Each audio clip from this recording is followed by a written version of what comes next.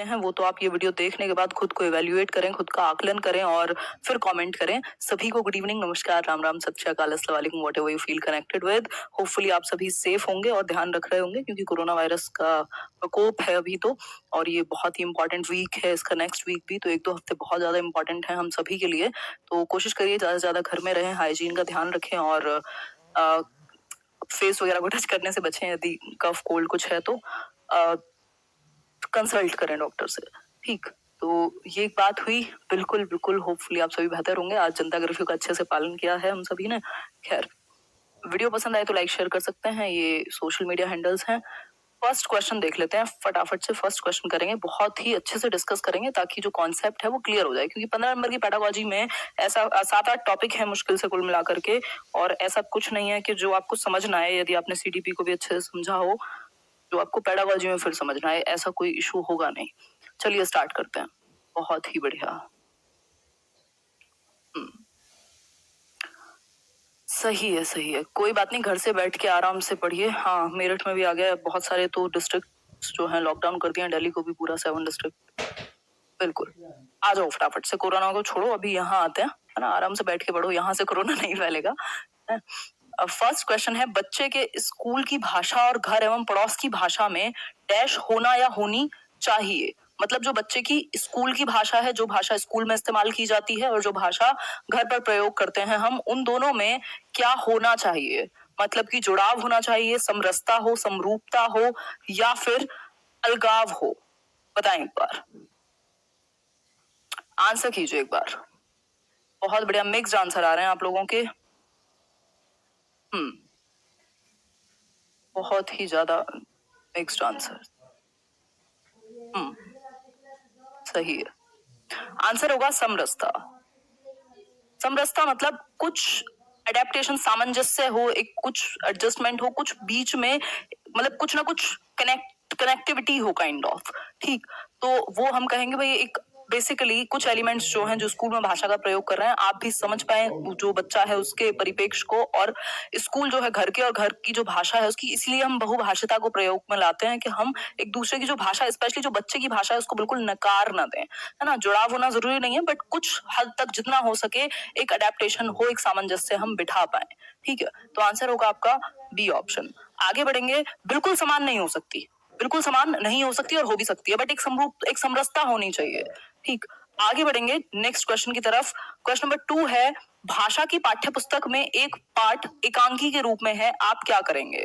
भाई एकांकी के रूप में है एक पाठ, यानी एकांकी मतलब 1 एक्ट प्ले, जिसमें एक सिंगल थीम पर ज्यादा फोकस किया जाता हो, कुछ इवेंट जो है वो, एक जो हीरो है या जो भी पात्र है, एक आध इवेंट पे ज्यादा फोकस किया जाएगा, मतलब 1 एक्ट प्ले है, बहुत सारे इसमें जरूरी नहीं है बहुत सारे एक्ट्स हों। ठीक है, पात्र हो सकते हैं, बट जो थीम है वो सिंगल ही होती है। ठीक, तो ये जो एक अंक का नाटक कह सकते हैं जिसको, भाषा की पाठ्य पुस्तक में एक पाठ एकांकी के रूप में है, तो आप क्या करेंगे। भाई हिंदी है तो मैं तो इंग्लिश भी एक्स्ट्रा यूज कर रही हूँ, नहीं तो करनी तो हिंदी चाहिए। ठीक, पहला है, एकांकी में आए पात्रों के संवाद याद करवाएंगे आप, या फिर शिक्षार्थियों से एकांकी पढ़वाने के बाद उसका मंचन करवाएंगे, या फिर थर्ड ऑप्शन, एकांकी के मुख्य संवाद लिखवाएंगे, जो भी उसमें बातचीत हुई होगी उसको लिखवा देंगे, या हाव भाव के साथ एकांकी पढ़कर सुनाएंगे। बताएं एक बार, क्या करेंगे, आंसर कीजिए फटाफट से बताइए। तो सबसे बेहतर क्या है, जहां बच्चे सबसे ज्यादा इन्वॉल्व हो, सबसे ज्यादा एक्टिव हो। ठीक, ये एक फंडा हो सकता है छोटा सा हमारे लिए। तो बात क्या होगी, शिक्षार्थियों से एकांकी पढ़वाने के बाद उसका मंचन करवाएंगे। मंचन क्या है भाई, ये क्या है, एक्ट 1 एक्ट प्ले है। जब प्ले है, नाटक है, तो नाटक वैसे इसको नहीं कहेंगे, नाटक अपने आप में बहुत बड़ा फॉर्म हो जाएगा, लेकिन एक सिंगल एक्ट प्ले है, एक अंक का जो पूरी, जो भी इसमें प्रेडिक्शन है, जो भी हम पोर्ट्रे करेंगे वो एक अंक में होगा, 1 एक्ट में होगा। तो उस केस में आप क्या करवाएंगे, जब आपने शिक्षार्थियों से एकांकी पढ़वा ली, उसके बाद आप मंचन कराएंगे, भाई करके दिखाओ इसको। जैसे वो बहुत पुरानी एक राजा वाजा की कोई कहानी थी इस तरीके की, या वो Jack and Jill went up the hill, ये सब वाला जो है, ये भी सब 1 एक्ट प्ले में ही आते हैं। ठीक, तो आप क्या करेंगे, बच्चों को मंचन करने के लिए कहेंगे, जिससे उनके ज्यादा सेंसेस एक्टिव हों। आगे बढ़ेंगे नेक्स्ट क्वेश्चन की तरफ। नेक्स्ट क्वेश्चन देखेंगे, नेक्स्ट क्वेश्चन क्या कहेगा। ये कुछ हिंदी साहित्य की विधाएं हैं जिनके बारे में कई बार पूछ लिया जाता है कि भाई आप सभी विधाओं पर फोकस करते हैं अलग अलग एज में, अलग अलग स्टेज में। जैसे कि नाटक हुआ, एकांकी हुआ, उपन्यास, कहानी है, जो नॉवल हम जो जिसको कह रहे हैं, आलोचना, निबंध, संस्मरण, किसी को याद करने के बारे में कुछ हो, मेमोयर जिसको हम कहते हैं इंग्लिश में, रेखा चित्र, फिर आत्मकथा, ऑटोबायोग्राफी जिसको हम कह रहे हैं, जीवनी है, डायरी है, यात्रा वृत्तांत है, ये सारी क्या है, विधाएं हैं किसकी, साहित्य की। तो इनके बारे में आपको थोड़ा बहुत पता होना ही चाहिए। ठीक, आगे बढ़ेंगे नेक्स्ट क्वेश्चन पर। नेक्स्ट क्वेश्चन है क्वेश्चन नंबर 3। द्वितीय भाषा सीखने के संदर्भ में सबसे कम महत्वपूर्ण है, मतलब दूसरी भाषा आप सीख रहे हैं, पहली भाषा क्या है, मातृभाषा है आपकी, जो मदर टंग है। तो द्वितीय भाषा सीखने के संदर्भ में सबसे अधिक महत्वपूर्ण या इंपॉर्टेंट क्या होगा, या क्या एक चीज इंपॉर्टेंट रोल प्ले करेगी? पहला है अभिभावक से प्राप्त प्रोत्साहन, जो आपको टीचर ने आपको रीइंफोर्स किया है, वो सबसे ज्यादा मदद करेगा, या फिर भाषा की परीक्षा, भाई आप टेस्ट ले लेंगे, या फिर अभिवृत्ति, मतलब आपके अंदर जो एप्टीट्यूड है भाषा को सीखने का, या शिक्षक का रवैया? आंसर कीजिए फटाफट से। बहुत ही बढ़िया आप लोग आंसर कर रहे हैं। दीप्ति, वेलकम है आपका भोपाल से। भाषा की परीक्षा या सिर्फ और सिर्फ जब एक तरफ लेके जाए क्वेश्चन, तो बात क्या है, गलत साबित होगी, कि मतलब आप सिर्फ परीक्षा ले लें, ये सबसे कम इंपॉर्टेंट है भाषा सीखने के विषय में। भाषा का प्रयोग, भाषा को सीखने के लिए आप कितना मोटिवेटेड हैं, ये सब चीजें इंपॉर्टेंट है। आपका एप्टीट्यूड, जो कि आपका चॉम्स्की भी कह रहे हैं कि हमारे अंदर इनेट एबिलिटी है भाषा को सीखने की। ठीक, तो भाषा की परीक्षा यहाँ पर सबसे कम महत्वपूर्ण है। ठीक, लीस्ट इंपॉर्टेंट की अगर हम बात करें। आगे बढ़ेंगे नेक्स्ट क्वेश्चन की तरफ। क्वेश्चन नंबर 4 रहेगा, लिखना और पढ़ना सीखने के संदर्भ में कौन सा कथन सबसे उपयुक्त है? मतलब राइटिंग और रीडिंग जो स्किल है आपकी, लैंग्वेज की 4 स्किल्स है मेन, जिसमें लिखना, पढ़ना, सुनना और बोलना शामिल है। ठीक, लिखना और पढ़ना के संदर्भ में कौन सा कथन सबसे ज्यादा उपयुक्त है? बहुत बढ़िया अर्चना जी, आंसर कीजिए। पहला है, पढ़ना सीखने की तुलना में लिखना सीखना जटिल है। भाई पढ़ना सीखने की तुलना में लिखना जो है वो जटिल है, या फिर लिखना सीखने की तुलना में पढ़ना अधिक जटिल है, मतलब लिखना आसान है, पढ़ना ज्यादा मुश्किल है, या फिर दोनों कौशल जो है एक दूसरे से एक एक करके सीखे जाते हैं, एक के बाद एक, या फिर लिखना और पढ़ना सीखना समान रूप से अंतः संबंधित है?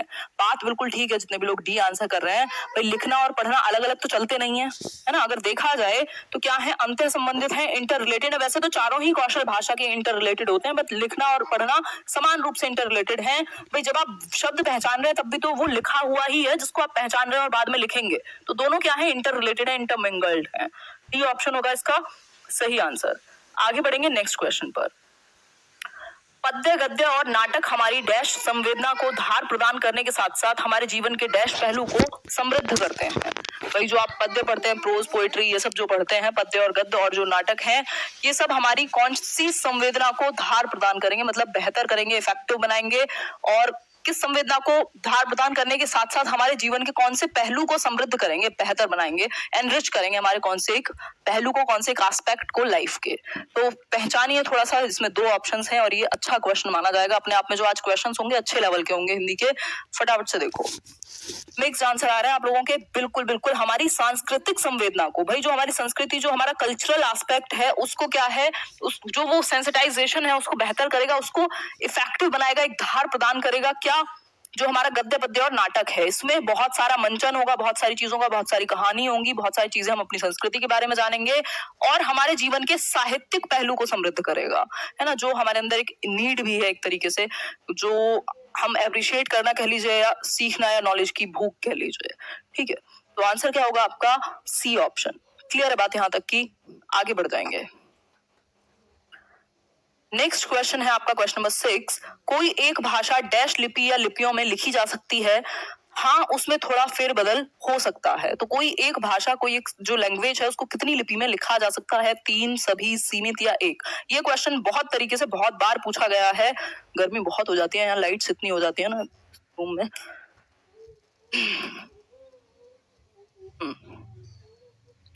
आंसर कीजिए फटाफट से, इसके बाद करेंगे संडे वार्ता, कोई दिक्कत नहीं है, पढ़ लेते हैं ना थोड़ा सा।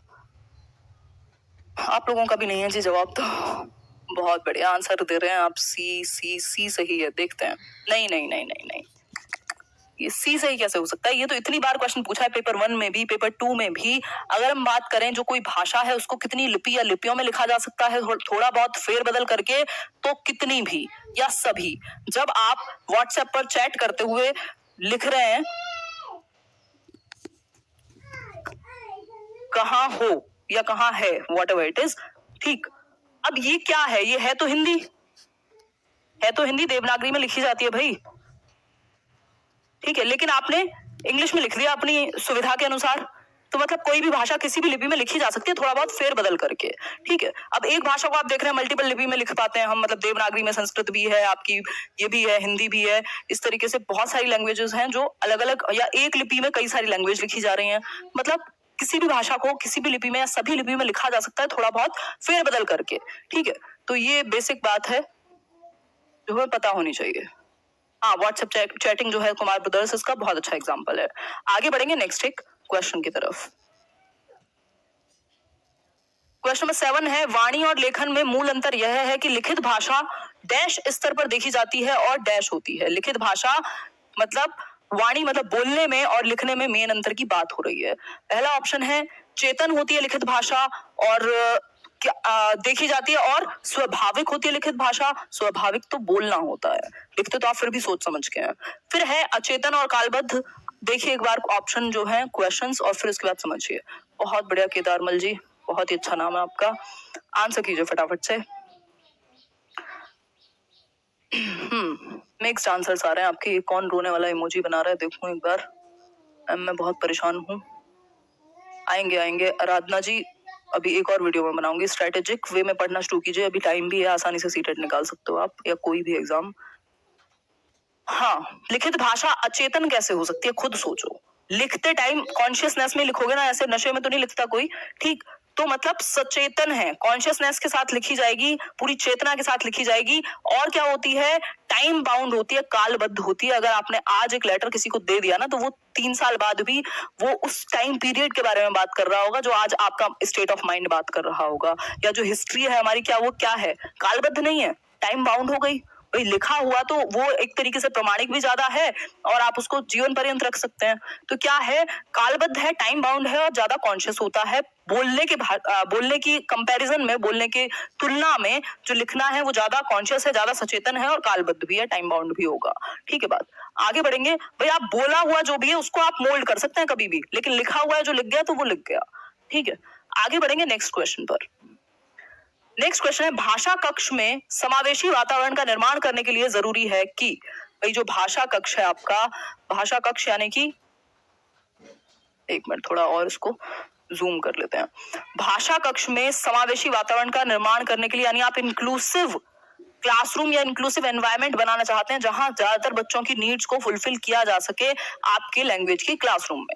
ठीक है, तो आंसर कीजिए क्या बेहतर होगा यहाँ पर। जरूरी क्या है, बच्चों की सभी आवश्यकताओं को पूर्ण किया जाए, मतलब सारी आवश्यकताओं को आप पूर्ण कर दें, या फिर बच्चों को विविध दृश्य श्रव्य सामग्री उपलब्ध कराई जाए, या फिर बच्चों के प्रति अति उदारवादी दृष्टिकोण रखा जाए, या फिर बच्चों की विविध भाषाओं को पढ़ाया जाए। बताएं एक बार। मुझे लग रहा है मोटिवेशन आप लोगों की कम हो गई है आजकल कोरोना के डर से। तो टाइम मत वेस्ट कीजिए, ये मत सोचिए कि छुट्टियां हैं और हमेशा रहेंगी। ये टाइम अगर आपने यूटिलाइज कर लिया तो आप पता नहीं कितनी भीड़ से आगे हो जाएंगे, क्योंकि कंपटीशन है, एग्जाम्स जो हैं। बी, बहुत बढ़िया, जितने भी लोग बी आंसर कर रहे हैं। देखो सारी आवश्यकताएं आप पूरी नहीं कर सकते किसी की भी, और ये नहीं पता आवश्यकताओं की बात किस टर्म में हो रही है। अगर बी ऑप्शन नहीं होता तो हम चले जाते उसके साथ। बच्चों को विविध दृश्य श्रव्य सामग्री उपलब्ध कराई जाए। तो अगर हम बात करें समावेशी वातावरण, मतलब कि बच्चों की जो हर प्रकार का बच्चा है लगभग उनकी नीड्स फुलफिल हो, तो ज्यादा से ज्यादा जब आप विविध या वेराइटी ऑफ दृश्य श्रव्य यानी कि ऑडियो विजुअल एड्स वगैरह का जब आप इस्तेमाल ज्यादा से ज्यादा करेंगे, और क्या कर सकते हैं आप एज अ टीचर, घर से खाना तो लाके नहीं देंगे, ठीक। तो ज्यादा से ज्यादा जो नीड्स है, जो उनको प्रॉब्लम है सीखने में, वो दूर होगी उनकी। ठीक, तो आंसर क्या होगा, बी ऑप्शन। उदारवादी दृष्टिकोण का मतलब आप जो जो कर रहा है उसको वो करने दीजिए, ऐसा नहीं हो सकता। ठीक है, विविध भाषाओं को पढ़ाया जाए। भाई इंक्लूसिव का मतलब है, समावेशी शिक्षा का मतलब है कि आप बच्चों की ज्यादातर जो नीड्स है, उनकी जो प्रॉब्लम्स है, उनके साथ डील करना सीख पाए। ठीक, तो इस केस में आप जितने ज्यादा आपके पास टीचिंग लर्निंग मटेरियल्स जितने विविध होंगे, जितनी ज्यादा सुविधाएं आपके पास होंगी, उतना बेहतर है। आगे बढ़ेंगे नेक्स्ट क्वेश्चन की तरफ। क्वेश्चन नंबर 9 है, उच्च प्राथमिक स्तर पर हिंदी भाषा शिक्षण का सर्वाधिक संबंध है। उच्च प्राथमिक यानी कि एलिमेंट्री कह लीजिए, 6th to 8th वाला पीरियड कह लीजिए। अगर हम बात करें तो हिंदी भाषा को अगर आप क्या कर रहे हैं, शिक्षण कर रहे हैं, टीचिंग ऑफ हिंदी की अगर हम बात करें, तो सबसे ज्यादा सर्वाधिक संबंध किस चीज से होगा, मतलब किस चीज पर आप जोर देंगे। पढ़ी सामग्री के बारे में आलोचनात्मक चिंतन से, या फिर हिंदी की व्याकरणिक व्यवस्था को जानने से, सृजनात्मक लेखन की अनिवार्यता से, या फिर हिंदी की ध्वनियों को सिखाने से? आंसर कीजिए बहुत ही तेजी के साथ, फिर आगे बढ़ेंगे। हाँ,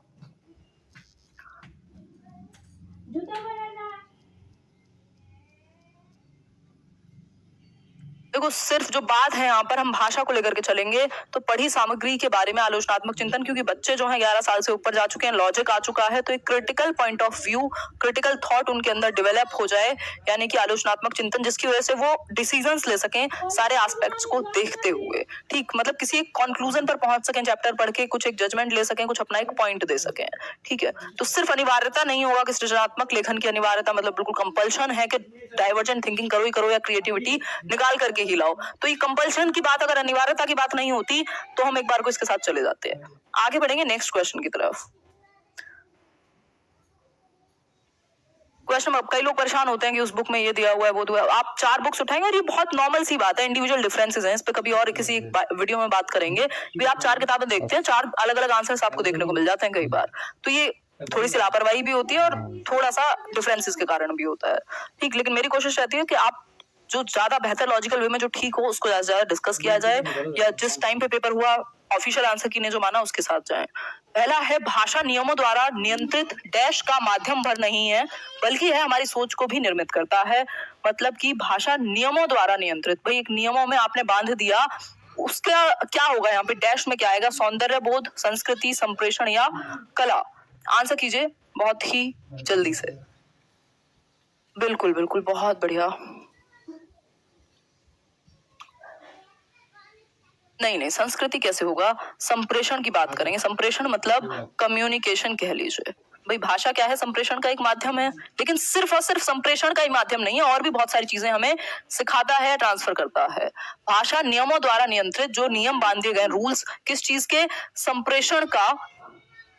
संप्रेषण का माध्यम भर नहीं है, सिर्फ और सिर्फ कम्युनिकेशन का ही एक जरिया नहीं है, बल्कि यह हमारी सोच को भी निर्मित करता है। जो हमारा थॉट है, जैसे कि हमने कल पढ़ा था, जो लैंग्वेज है उसका आपके थॉट पर, आपके विचार पर प्रभाव पड़ेगा, इन्फ्लुएंस करेगी लैंग्वेज आपके थॉट को। तो आपकी सोच पर भी, आपकी संस्कृति, आपकी समझ पर भी भाषा का प्रभाव पड़ता है, सिर्फ कम्युनिकेशन का एक जरिया नहीं है जो भाषा है।